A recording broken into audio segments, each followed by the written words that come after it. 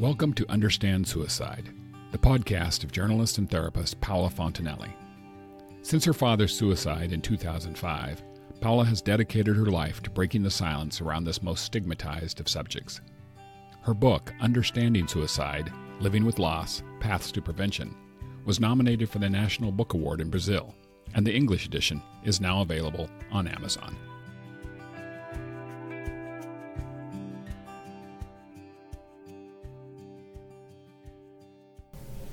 My guest today is Doree D'Angelo. She's from Oregon. She lived here all her life. She's 67 years old. Beautiful purple hair, I have to say that. Thank you. I hope my hair can pick up that color when I'm 67. She has had a history of mental health in her family and herself. She's been fighting with her for as long as she can remember. She did attempt suicide a few times, and today we're going to talk about her journey and how she found meaning in her life. So thank you for being here, Doree. Thank you for inviting me. Can you tell me a little bit about your story when you were a little kid, your family, just so we get a little bit of your background? My mother was 14. I have to refer to her as my birth mother because we did not have a good relationship from the day I was born. She did not want to have me and let me know very vocally over the years. I went through a lot of abuse because of that and had very low self-esteem, no self-worth.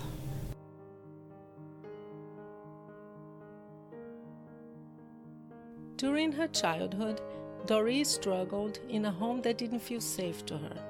Her mother had issues of her own and could not meet her daughter's needs. But outside that reality, she found comfort in her grandmother, who always made an effort to spend time with her. Doree remembers that one of her favorite moments was her bedtime, when they prayed together. We'd say our prayers together in English, then she'd say them in Polish, and I just thought that was so awesome. And she'd always listen to me, but my mother was so extremely jealous that she would not let me stay with my grandmother. You know, she'd see that I got along with my grandmother and that I was happy, and she couldn't give that to me, evidently. And I've learned over the years, you know, through going through years and years of therapy, that, you know, she had a lot of issues too. And she's in her 80s now, and we, to this day, she lives in Oregon, not very far away, but we just cannot be around each other because she's still a very hateful type person. And I've tried to reach out through going through years of counseling, and I just can't do it. I've had to set boundaries and step away. Yeah, sometimes that's what's necessary. So your grandmother was the first one who actually listened? Yes. What would you say to some, because I hear this quite often, people saying that I was not listened and people didn't pay attention and they didn't believe when I said that I wanted to do it. Yes. So what would you say to someone today who hears that from a loved one? Please just reach out to someone, and if the first person doesn't hear you, just keep asking someone else and someone else. And back in my day when I was a teenager, and even years after, we didn't have as much, we didn't have places to go, or books, or therapists, or counseling, or medication, or didn't come resources, that far. Yeah, a lot of resources are out there now, but a lot of people still don't know how to reach the resources or to ask for help, which is a lot of people that have depression, anxiety, bipolar, as I do. We've been put down, I guess, a lot by society, friends, family, that we're almost afraid to ask for help. So we think we can do it by ourselves, and you cannot do it by yourself. You do need support, you need support help. system. Exactly. Friends, family, whoever is around who will be willing to listen. And also, and it's a myth that we see that all the time, people saying that, well, if you really want to do it, you don't say it. you just go ahead and do it. And that's the worst trigger that someone can tell you. Really? Did it happen just do to it? you? Yes. Oh my And so God. that's why I tried several attempts, because I felt like, well, no one is going to listen anyway, so what difference does it make if I, do this? Mm-hmm. So what would you say to this person who just listened to someone say, I'm going to do it? What is the kind way to approach this person? What helped you?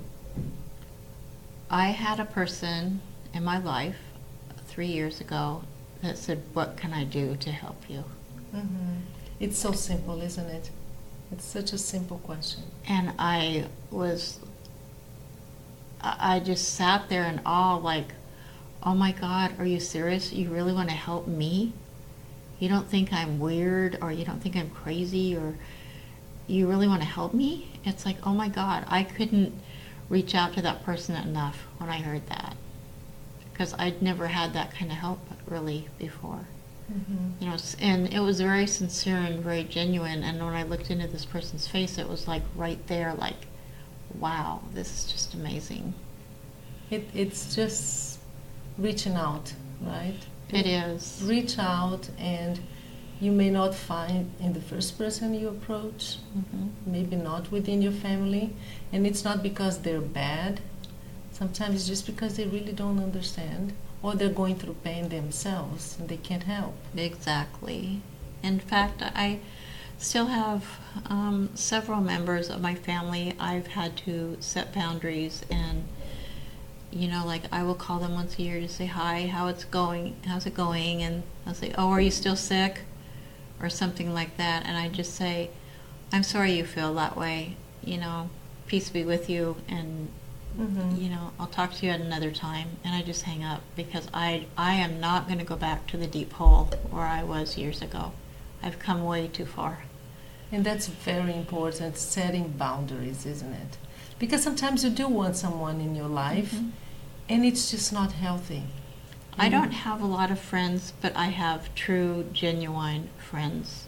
These are the ones that And those are the really ones help. that are important to me, Yeah. rather than having 1,000 friends on Facebook that you don't even know those people, and they really don't even know you. And coming to terms with the fact that not everyone will be able to help, Correct. because it's hard. Sometimes you do want your sister or your brother or your mom, your dad. Yes. So I want that help. I'm sorry, but that's not going to happen. Who else can you reach out to, right? Well, some of my best friends are my therapists. I think people with mental health, sometimes as you grow up, you aren't hateful, but a lot of people perceive you as hateful because you come across that way, because you're angry more at yourself than someone else, but sometimes it's just the way that you have to express yourself to get help. You scream, you don't understand me, please help me. And so they don't get it, or they don't know what to do. And if they would just pick up 911 and call professional people, or take you to the hospital and let the professional people help you. Yes, and that's another important point too, because from what you told me, you've had great experience with mental health, with the system and therapy, but you always had tough times when you Yes. needed help and you just couldn't find a doctor to listen to you, or to give you right medication, or to even listen to your symptoms, or this medication is not working. And that's Right. very important for those who are struggling with mental illnesses, that they need to learn how to advocate for themselves. And it's very hard. You have to reach way down in there, and I kind of had a few years where I was very selfish, almost to the point where I was just worried about me. So like I had to get housing. I'd lived in my car for 8 months when I was 62 years old.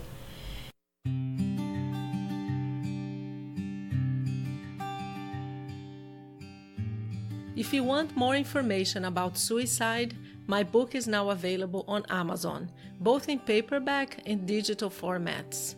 Just type in the title, Understanding Suicide, or my name, Paula Fontinelli. The book was written for people like you, and it's the result of more than 10 years of conversations with families who lost loved ones to suicide, individuals who attempted suicide, specialists, and mental health professionals. Thank you for your support. Now back to the interview. The only person that will help you sometimes is yourself to get a start, but if you ask for help and somebody just kind of ignores you or whatever, just ask the next person or find another avenue. Or, you know, nowadays we have suicide line phone numbers, and I have it like in my wallet.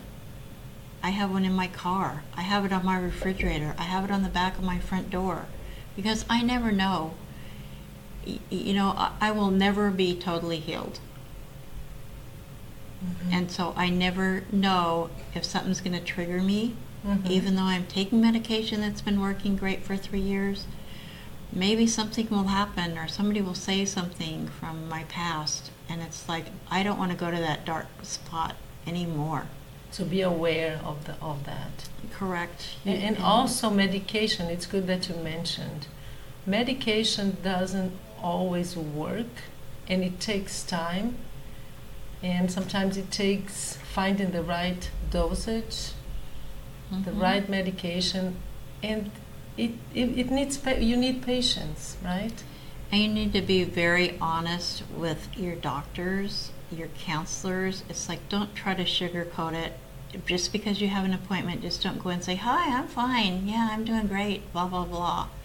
It's like, no, if you're hurting, or you have a question, or you think the medications aren't working, you need to speak up, because they don't know. You're there for maybe 20 minutes to an hour, and so they see you and you look fine on the outside. Well, I can tell you from experience, just because I look great on the outside doesn't mean I'm going to go to my car and sit there and bawl for an hour and a half. Yes. And you need to be able to say that. Correct. And like, there's been times where I've stayed in my apartment for a whole week at a time and never stepped out to go to the grocery store, nothing. I didn't want to even get out of my pajamas, and I didn't take a shower for several days, and I was just in a deep hole. But, you know, people wouldn't check on me, or, you know, they didn't know, because what goes on behind closed doors, people don't know unless you open the door. There's no way to know, really, right? No. And you need to be patient. Also, the doctor, it doesn't mean that the first doctor you see is going to work.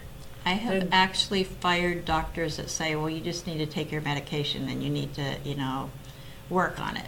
Well, okay, but how do I do that? Because I'm in such a fog with my illness, you know. I know my medications aren't working, so how much longer do I have to wait? Well, there is no answer. Each person is different. But you can't blame yourself if the medications don't work. You can't blame yourself because these people don't understand you if you're not saying the words like, no, the medication is not working. Can I try something else? Or are you willing to help me with something else? And if they aren't, then find someone else that will. Yes, yes. Don't get stuck with the first doctor you see. No. Same thing with therapy, right? Correct. Therapist, it has to click. You have to feel that you are being heard. There has to be a connection there. How did that help you? Or how is it helping you? Because you told me you're still doing therapy. Well, I went through a lot of therapy. A lot of times, you know, I'd go in and I felt like I was okay while I was in there, and then once I left, I still had more questions and everything. Well, if you still have more questions, then make that phone call or walk back in there and say, you know what, I think I need more help. I don't think I got to where I need to be safe. Mm-hmm. So I would say, you know, can you make me an appointment for tomorrow, or is there a support group? And honestly, there are not enough support groups for people with depression and anxiety and bipolar and schizophrenia and all these things. Mm-hmm. There really isn't. Mm-hmm. Or there is, and you find one, but it's not enough. It all depends on right. On your case. Some counties have great groups with the same name. Mm-hmm. And then you'll go to, like, Washington County had some great support groups. Multnomah County is huge, and when I moved from Washington County to Multnomah County, I was like totally appalled. And some places say, well, you can't come here because you live in Multnomah County, and that's the biggest problem I've had And I've actually been in contact this past year and 2 years with different corporations that I'm working with now, and to get rid of that, because it shouldn't matter where you live. If you need help, You need help. you need help. Right. It's Right. like, just because I live on this side of the street, you're not going to help me, or I live on, that's just so wrong. Uh-huh. But how do you, if we have someone listening to us right now who is at risk for suicide, how can he or she help themselves? So find a doctor. If the first one doesn't work, try to find another one until you find a doctor who really listens Yes. and who believes in you, who doesn't judge. And one thing to remember is that when you do call these people for help, or you go into a place and say, hey, I need help, you find an organization or a company that, deals with mental health issues, not everyone's gonna click with you. There's always that problem in your workplace and your friends. Any relationship. And maybe it was really. just a bad day Mhm. and you didn't click with that person. Don't give up, right? No, do not give up. And a lot of times, I've had 2 of my friends that I was at home and I would say something like kind of jokingly, as they thought it was joking, and it really wasn't. It's like, well, I don't even want to live anymore. And the next thing I know, I was still on the phone with my friend. She says, hold on a second, I got to go do something. She actually called 911, and the police came to my home and brought a mental health therapist. And I went to the hospital and got the help that I needed. And I didn't think I was there yet.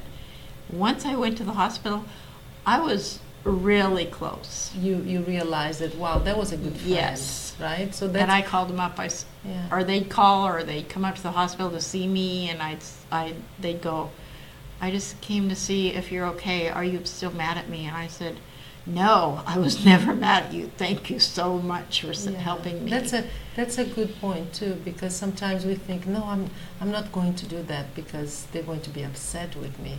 It's a matter of survival here. You're saving their lives, so don't think twice. Do call 911. Right, and even do that for yourself, because it doesn't matter if you call 911.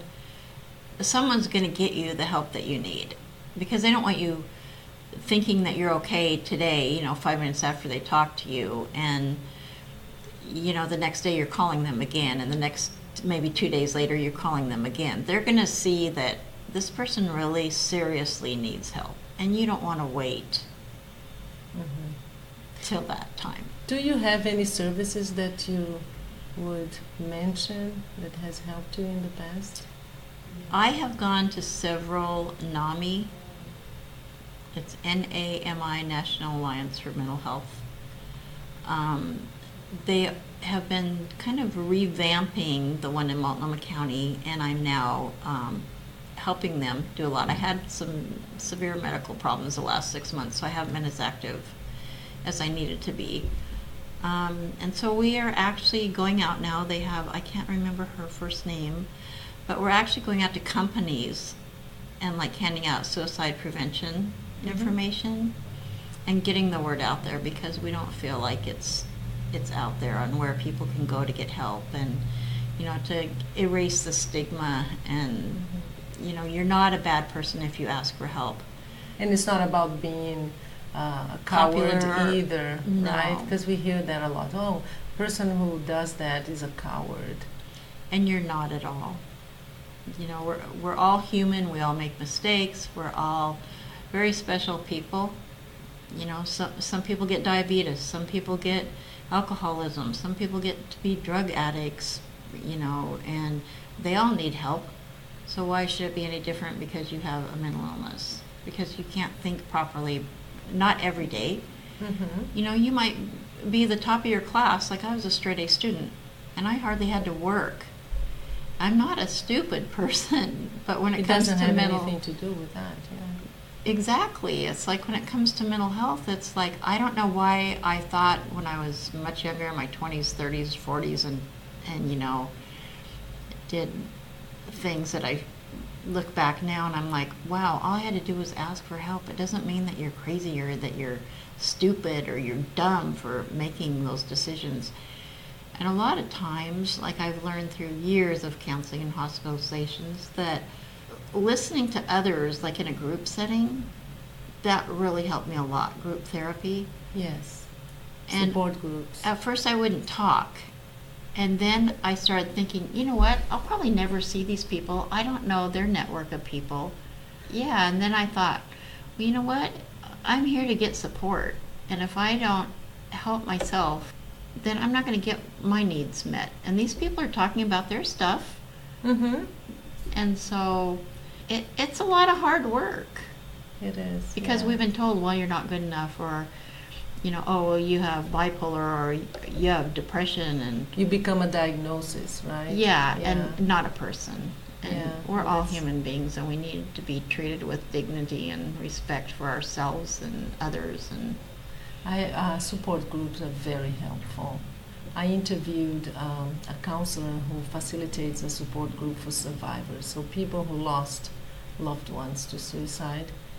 And it's exactly what you told me in the beginning, Leslie Storm, and if the listener wants, you can find the interview in my podcast. So Leslie told me, at first they just sit and they look around, and it takes a while for you to talk because it does. you have to trust. You You have have to to trust let go the of your system. fear. Yeah, let go of your fear. There is a lot of shame associated with mental lot. illness. As you said, you spend sometimes your whole life listening, you're not good enough. So you have to believe that what you're going to say is going to be respected and not judged. So it takes a while, but it's worth it. It does help. And I think a lot of us, when we're told we're not good enough, a lot of us are actually overachievers, and we try to be perfectionists, and no one's perfect. Mhm. So I would put myself down all the time because I didn't, do something exactly the way someone else thought it was right or thought it Yes. should be. Mhm. And maybe that's just not the way I want to do things. So do your thing and listen So to do yourself. my own too. thing. Yeah, don't Respect judge me. your or- own self. It's very hard nowadays. We live in such a fast-paced world, and everybody thinks they have to, be like Mr. Jones or do all this stuff. And all we have to do is just be ourselves. And take care of yourself, right? Exactly. And Please. I still find myself, I'm like, I have a list, and I do 3 things for myself every day. Mm-hmm. What are those? I have to get up, I have to get out of bed, get dressed, take a shower, get dressed, and eat. Even if I eat 5 little meals a day, Mm-hmm. it makes me more healthy. So self-care. Exactly. And I do those same 3 things. And I don't make a lot of lists because sometimes that's way overwhelming for me. Yes. So I just do those 3. And then since I've gotten better in the last couple of years, it's like my new one the last 3 years is to make one person smile a day. That's a good goal. to have I don't every care if day. it's opening the door for someone at the grocery store or Uh-huh. helping someone push the grocery cart back in the But see a smile. store. Right? Provoke it. Yeah. Create a smile. Because when my ex helped me 3 years ago, it was just amazing to see the smile on his face when I started getting better. Yeah. And so now it's like, wow, you know what? Maybe I just need to make one person smile a day. And it's incredible how much it makes you have self-worth, and you feel so much better about yourself, and it doesn't cost you anything. That's a great message. Thank you, Doree. Thank you so much. Thank you for your honesty. Thank you for being here with me and for bringing this message of hope and really precious tips that you gave us today. Thank you so much. I hope it helps, even if it helps one person by one little sentence or statement that I've made, then I know it works. And it'll work. You just have to work at it. I am sure it will. I am sure it will. Thank you. Thank you. You've been listening to Understand Suicide, the podcast of journalist and therapist Paola Fontanelli. If you've been touched by suicide and believe your story might help others, please consider contacting Paola through her website, understandsuicide.com.